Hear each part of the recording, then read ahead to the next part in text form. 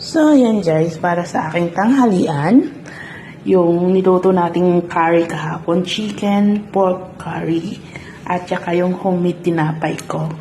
Ayan, ganyan ang pagkakahiwa, maliliit. Ako gumawa niya guys.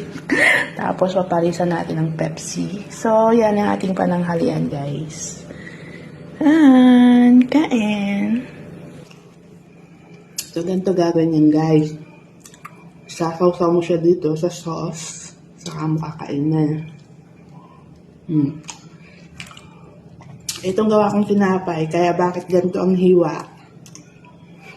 Hindi natin iamo sa gitna. Kaya ganyan.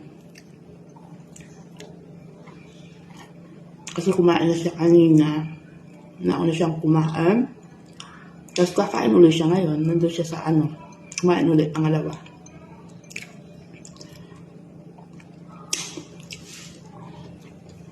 Mainit kanina.